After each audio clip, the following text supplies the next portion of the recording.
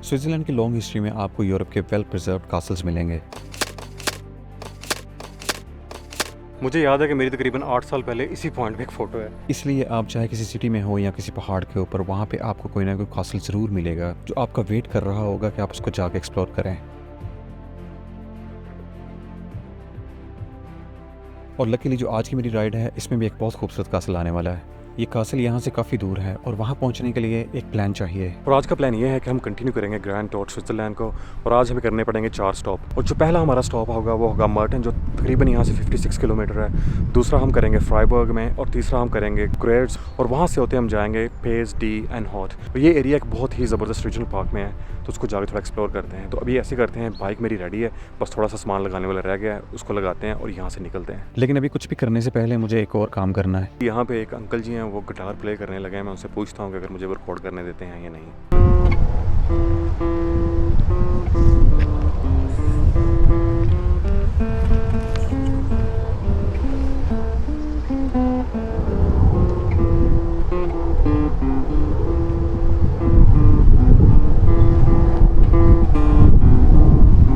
वो बेचारा बहुत ज़बरदस्त बजा रहा था, लेकिन उसका एक हाथ नहीं है जिससे वो बजा रहा था। एनीवेज उसने मुझे ईमेल एड्रेस दे दिया, वो कह रहा है कि मुझे ये सेंड कर देना। जो बाकी सामान है वो जल्दी से पैक करते हैं और निकलते हैं यहाँ से।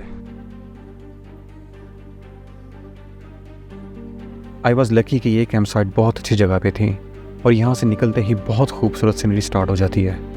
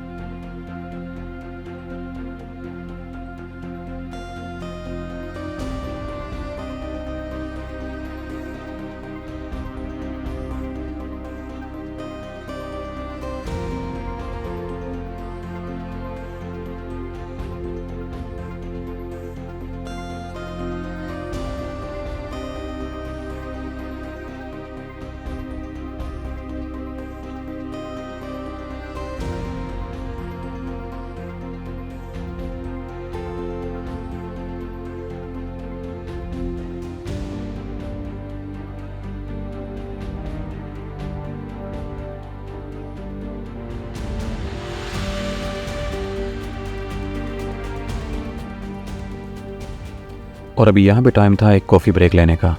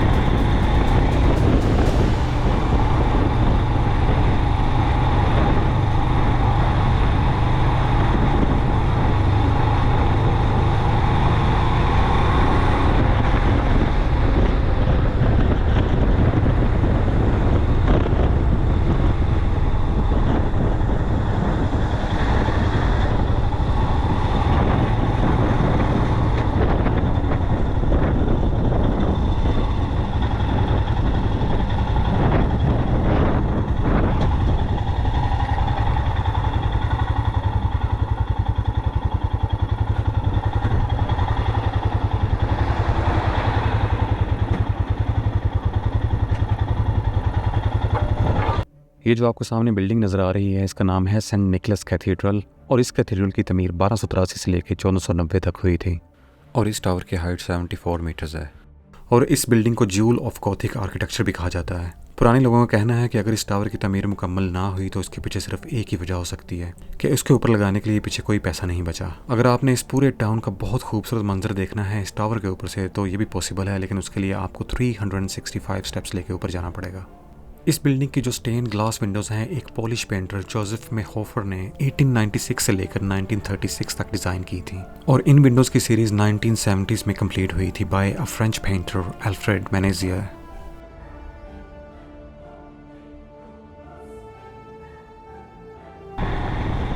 यहाँ पास में एक और खूबसूरत व्यू पॉइंट है, उसको भी थोड़ा एक्सप्लोर कर लेते हैं।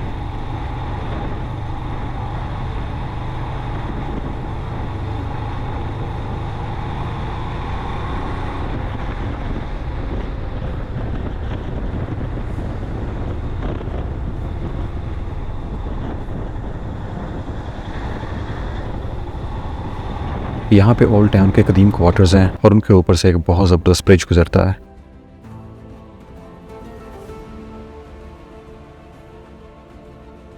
जिसकी वजह से ये किसी फिल्मी सीन से कम नहीं लगता।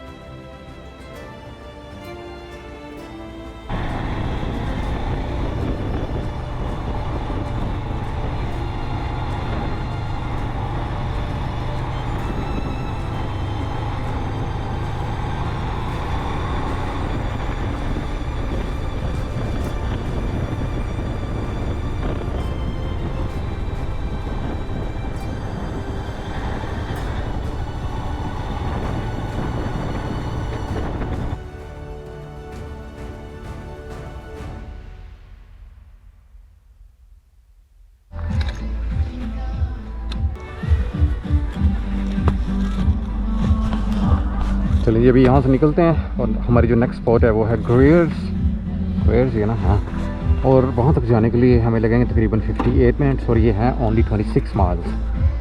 सो लेट्स गो देयर।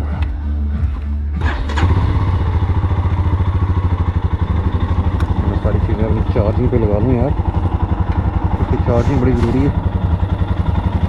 और मेरा पावर बैंक का तकरीबन सारा डेड पड़ा हुआ 2 दिन से, क्योंकि ऑब्वियसली आपने रास्ते में अपना ड्रोन चार्ज करना है, कैमरा चार्ज करना है, फ़ोन की बैटरी डेड नहीं होनी चाहिए, तो ये बड़े चैलेंजेस हैं।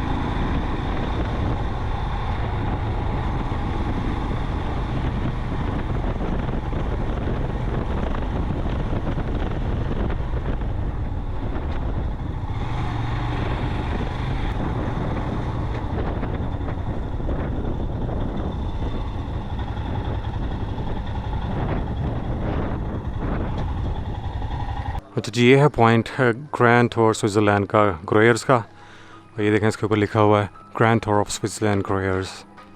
अमेजिंग। और क्या लवली फ़ोटो पॉइंट है, देखें। ग्रोयर्स कासल स्विट्ज़रलैंड के हार्ट में एक सब्ज़ पहाड़ी के ऊपर 13वीं सेंचुरी से बड़े फ़ख्र से खड़ा है और इस कासल की तमीर 1270 से लेकर 1282 तक हुई थी। और इसके इर्द गिर्द एल्पाइन फुट हिल्स हैं जिनके ऊपर जाके आप इस कासल का खूबसूरत व्यू देख सकते हैं। इस कासल की दीवारों में पाए जाने वाले ख़जानों में Order of the Golden Fleece और stained glass windows Middle Ages से हैं। और इस कासल में एक म्यूज़ियम भी है जिसमें तकरीबन 8 सदियों के रीजनल आर्किटेक्चर, कल्चर और हिस्ट्री मिलेगी। मुझे याद है कि मेरी तकरीबन 8 साल पहले इसी पॉइंट पे एक फ़ोटो है। ये चर्च पीछे था और अगर मुझे वो फ़ोटो मिल गई मैं आप लोगों के साथ शेयर कर दूंगा। कार पार्क से कासल तक जाने के लिए आपको इन मेडिवल स्टाइल हाउसेज से गुजरना पड़ता है जहाँ पे आजकल काफ़ी रेस्टोरेंट्स और होटल्स हैं। सो आप कासल को विजिट करने के बाद आराम से यहाँ पे चिल कर सकते हैं। Can you speak English? Oh, no problem, I will understand that. Where are you from? Kosovo. Oh right, okay. That's really good. That's really good. Oh, I came from London on the motorbike. Yes, yeah. अच्छा, ये जो बंदा था ये Kosovo से था और वो कह रहा था कि नेक्स्ट ट्रिप पे वहाँ पे ज़रूर आना, अल्बानिया। चलें जी, अब ये बताएं कि अगली कुर्बानी के लिए किस किस को बकरे चाहिए और कौन कौन सा चाहिए।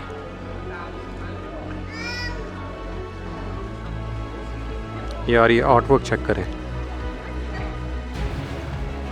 अमेजिंग। और यहाँ पे एक ही स्ट्रीट है जो कि बहुत ही सीनिक है। यार इस स्ट्रीट का व्यू यहाँ से भी चेक कर लें।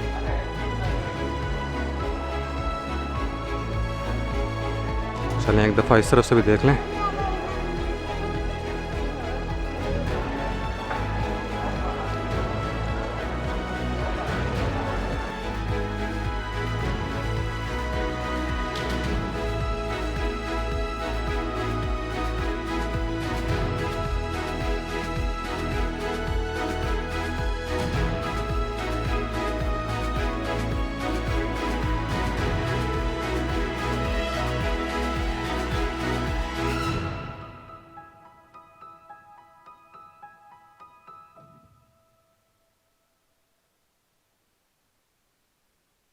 फाइनली मैं अपनी कैंप साइट पे पहुंच गया हूं और ये मैंने पीछे अपना टेंट हो वो सेटअप कर लिया है। अभी काफ़ी सामान करने वाला, ये देखें बाइक का वैसा भी सारा गंद पड़ा हुआ है, इसको मैं थोड़ा सॉर्ट आउट करता हूं। और उसके अलावा मुझे उससे इलेक्ट्रिसिटी का मसला था तो मैंने कुछ पैसे एक्स्ट्रा पे कर दिए थे जैसे कि मैंने बताया था पहले, और मेरा वो कनेक्शन मुझे मिल गया था, लेकिन मेरे पास एक्सटेंशन नहीं थी। फिर ये जो नेबर है पीछे, इन्होंने मुझे अपनी एक्सटेंशन दे दी, वो कह रहे कि ये यूज़ कर लो। एटलीस्ट अपनी जो सारी डिवाइसेस हैं मैं आराम से चार्ज कर सकता हूँ कल के लिए, और कल मैं आराम से निकल सकता हूँ। अदरवाइज़ मैं ये सोच रहा था कि कल एक रेस्ट डे ले लूँ और अपनी जो सारी डिवाइसेस हैं उनको चार्ज कर लूँ और फिर निकलूँ यहाँ से, लेकिन अभी ऐसा नहीं करना पड़ेगा, मुझे दिन अपना वेस्ट नहीं करना पड़ेगा। और उसके अलावा जो आज का दिन था आई थिंक बहुत ज़्यादा प्रोडक्टिव था, मुझे बहुत पसंद आया। ये राइड बहुत ज़बरदस्त थी, ऑब्वियसली टायरिंग थी क्योंकि ये लंबी राइड है। सुबह से निकला हूँ तकरीबन आई डोंट नो 11 o'clock निकला था ऐसे कुछ, और अभी अभी तकरीबन 7 साढ़े 7 का टाइम हो गया है और पहुंच गया हूं। एनीवेज़ बहुत अच्छा दिन था, और जब आप इतना अच्छा दिन गुजारते हैं तो आपकी थकावट वैसे ही उतर जाती है। हाँ, जैसा कि मैंने पहले बोला था कि मैं अगर मुझे कैबिन मिल गया तो मैं वो ले लूँगा, लेकिन इनके पास कैबिन नहीं थे। लेकिन मैंने वेदर चेक किया, इस एरिया में आज वेदर ठीक है, यानी कि गुजारा हो जाएगा। आई थिंक जो टेम्परेचर है वो 9-10 डिग्री तक रहेगा, विच इज़ ओके। लेकिन येस्टरडे आई थिंक 3 डिग्रीज था और सीरियसली बहुत ज़्यादा ठंड थी, लेकिन आज आई थिंक चल जाएगा। और अभी छोटा सा मसला मुझे ये आ रहा है कि यहाँ पे जो रेस्टोरेंट्स हैं जो डिलीवरी करते हैं वो यहाँ से थोड़े दूर हैं, लाइक 20 किलोमीटर 30 किलोमीटर पे। बट एनीवेज जो बचे हुए एग्स से मैं साथ ले आया था, अभी मैं आई थिंक उन्हीं पे गुजारा करना पड़ेगा। मुझे नहीं पता कि वो टूटे या नहीं टूटे, क्योंकि जो बाइक मैंने नीचे फेंकी थी मेरे ख्याल से उनका भी काम हो गया होगा, लेकिन मैंने अभी तक चेक नहीं किया। बट एनीवेज इस व्लॉग को करते हैं यहीं पर ख़त्म, और मैं आपसे मिलता हूँ नेक्स्ट व्लॉग में। आप अपना ख्याल रखिएगा। अल्लाह हाफिज़।